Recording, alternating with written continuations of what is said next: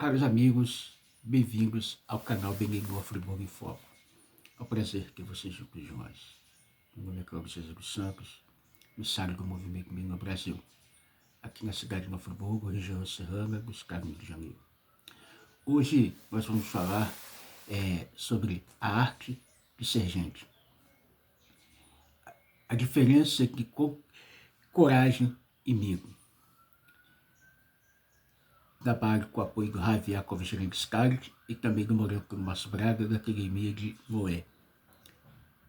Venha conosco, gente, e vamos ver os conceitos de coragem e medo. Conceitos e definições. A seguinte expressão encontra-se no Talmud. Ruach, Kashá, Guf, Sovro, Guf, Kashé, Parad, Shovru. Se bate o vento forte, o corpo aguenta.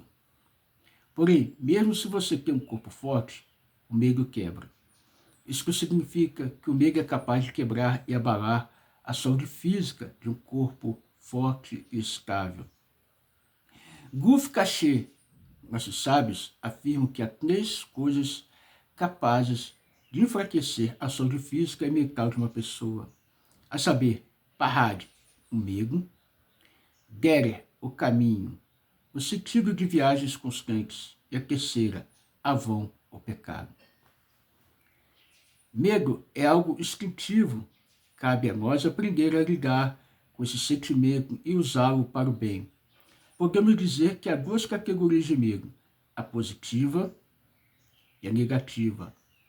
O rei Salomão, Shlomo, escreveu muito a respeito do medo. Consta em um dos seus livros o versículo Asher Adam Mefahed Tamid. Feliz é o homem que sempre tem medo. Mas há outro trecho em que o autor afirma Haragat Adam Yekei Mokesh. O homem que tem medo permite que este o leve a tropeçar. Na realidade, o medo pode se tornar um obstáculo por si mesmo. Se ao contrário, o indivíduo que confia em Deus, isso garante que ele será salvo. Nas palavras da continuação do versículo, Uvoteach Bashem Yesugav, e aquele que confia em Deus será erguido.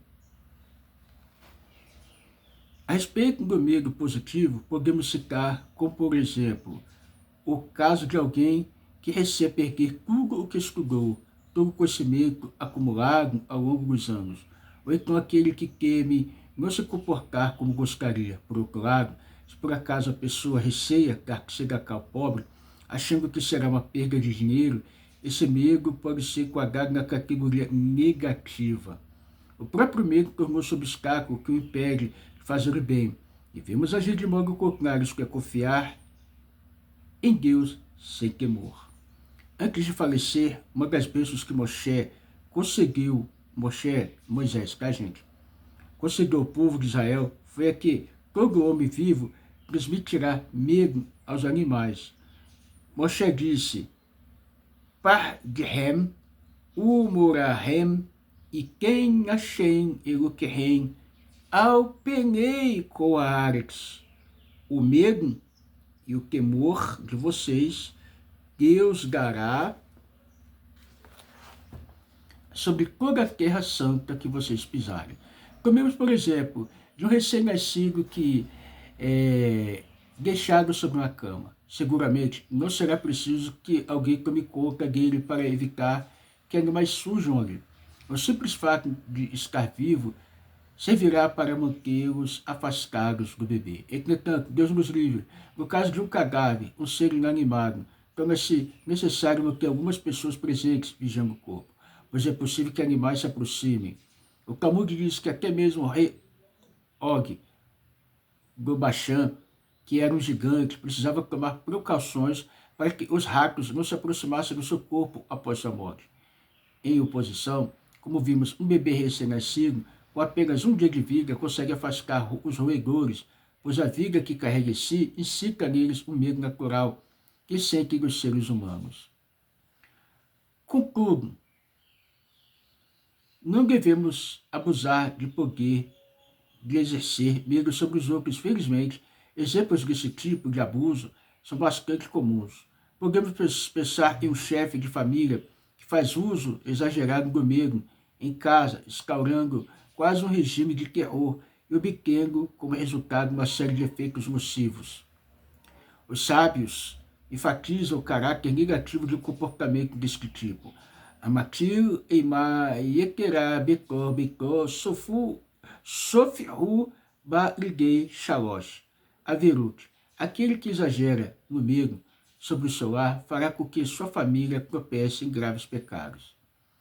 Ao proceder dessa forma, o homem se sujeita a incorrer no pecado de provocar Hiru Shabbat, profanação do Shabbat, ao esperar o medo desnecessário de sua mulher, poderá causar com que ela tenha tanto receio de não conseguir deixar tudo pronto antes do Shabbat, que acabará cozinhando ou deixando algo para fazer no próprio Shabbat. Casos como esses nos ajudam a testar que o uso excessivo do medo não é de forma alguma positivo. Então, aqui, gente, nós estamos fazendo aqui a iniciativa desse livro sobre coragem e medo. Coragem tem seus lados positivos, né, mas também que pode ter seus lados que não é tão positivo. Mas está escrito no Pirkei Avot, ser corajoso como o leopardo, no sentido de acordarmos, despertarmos para fazer a vontade de Hashem, e como lemos aqui, coragem, no sentido também de confiança. Se Hashem colocou no teu coração de cá, por que temer ficar pobre, temer ficar com menos? Não. Então isso daí já não é, já é um tipo de medo que não é positivo. Agora, medo por não querer, por não conseguir guardar a Torá, medo porque medo de não conseguir guardar na mente aquilo que você estuda, aquilo que você lê de Torá, os ensinamentos dos sábios. Isso a gente é bom, esse medo, ficar preocupado. Então, gente, cada dia mais precisamos nos aprimorar, né? Estamos aqui lendo esse conceito de coragem e medo, porque o medo ele faz a gente perder uma guerra, perder uma luta. Coragem, confiança, ele tem que estar dentro do nosso coração. Como diz o Rebbe de Lubavitch, para todo otimista virtuoso nunca existirá fracasso. Ações bíblicas, aqui, para continuarmos. Há um trecho na Torá que regulamenta determinadas guerras de Israel, nas quais não se nota a real necessidade de reunir todo o contingente de soldados exigentes, baseando os canais nas existências do perigo de vida iminente, chama-se tipo de guerra de facultativa, Milhemet Reshut. Diz a Torá que, nesses casos, um Kohen, um sacerdote, visita o exército antes da guerra. Levanta-se diante das tropas e dizia: Mi'aish asher baná, bait hadash ve'o hanaho yeler ve'ashov levitou, umi aish asher nakah keren ve'o hilelo yeler ve'ashov levitou, umi aish asher era as isha ve'o lekahá yeler ve'ashov levitou. O homem que construiu uma casa, mas ainda não inaugurou, pode voltar para casa. O homem que plantou um vinhedo, mas ainda não o desfrutou, pode voltar para casa. O homem que acabou de noivar, mas ainda não casou, pode voltar para casa. Em seguida, o Correio proclamava: Miaish ayare verach halevav yeler veachov el veitor velo e mais eklevav errave kilvaro. Calma, gente, vou traduzir, né? O homem que está com medo, com o coração tremendo, pode voltar para casa, pois ele pode amedrontar o coração de seus irmãos, assim como está o dele. A Torá adverte o soldado que sente medo ao voltar para casa, porque o medo e o pânico são sentimentos contagiosos. Segundo Rabi Yossi Agili, no Talmud, o medo, neste caso, não se refere a algo físico. O que o soldado teme não é o canhão, a espada, o espingarda, mas sim, Hayeri Miaverot, Shibiagol. O soldado teme os pecados que tem em suas mãos. Ele sente medo de morrer na guerra em razão dos pecados que já cometeu. Trata-se de um temor de origem espiritual. O que provoca temor neste homem é a crença de que seu comportamento não esteja adequado e que, por este motivo, ele irá encontrar sua morte no campo de batalha. Na realidade, nesse caso que o Correio menciona, o noivo, aquele que plantou e aquele que construiu uma casa nova, segundo o que nos diz o Talmud, estão diretamente ligados ao caso do soldado que queimou. O aviso que se dirige a este mundo não poderia ser tão explícito a ponto de dizer que aquele que queimou de seus pecados deve voltar para casa. Ao contrário, essa advertência precisava ser feita de forma sutil, assim com o objetivo de não envergonhar ninguém. A Torá também criou outros avisos com a finalidade de dispensar o medroso na guerra se humilhá-lo. Quando alguém se levanta para retirar da guerra, ninguém sabia qual era o verdadeiro motivo. Se plantou, se casou, ou porque sentiu uma espécie de medo de natureza espiritual. Entretanto, fosse como fosse, ter medo na guerra não é vantajoso e contagia negativamente os outros soldados. Há um episódio extraordinário no Tanar, no qual podemos perceber que o medo tem força até mesmo para afastar a presença divina. No livro dos Reis consta que certa vez a Síria estava atacando Israel, fato que fora previsto pelo profeta Irmiarro, Jeremias. Mixafot, Patar, Araá, o mal virá do norte. Felizmente, este é o testemunho de que os sofrimentos de Israel nos conflitos da fronteira norte remontam os tempos bíblicos. Na época, a Síria atacava Israel e cada vez que fazia uma nova incursão, os soldados do reino de Israel eram avisados com antecedência e venciam a batalha, armando uma emboscada. Quando percebeu o que estava acontecendo, o rei da Síria chamou todos os seus generais oficiais e disse: havia entre eles um espião que estava entregando as informações para o exército de Israel. Levantou-se então os parentes e disse ao rei que não havia um traidor entre eles, mas o que ocorria era que o povo de Israel possuía um profeta chamado Eliseu, aluno do grande Eliar Navi, o profeta Elias. Através de sua clara vigilância, o profeta informava o exército judeu sobre a localização da próxima incursão inimiga, e por isso ele sempre venceu. Ao saber que havia um profeta desse calibre, o rei da Síria ordenou que ele fosse levado ao seu palácio, fosse designado um comando de choque, composto por homens fortes e armados para capturar o profeta Elisha. Estava no meio do campo, daqui a expressão Campos Elíseos, acompanhando seus chamás, seu gigante, cujo nome era Gehazi. Ao acordar, Gehazi viu que todo o campo estava cercado pelo exército sírio, com várias tropas. Imaginou que viriam prendê-los. Rapidamente, Gehazi foi acordar Elisha. Ele disse, assustado, que estavam totalmente cercados pelo exército sírio. Como várias tropas, imaginou que viriam prendê-los.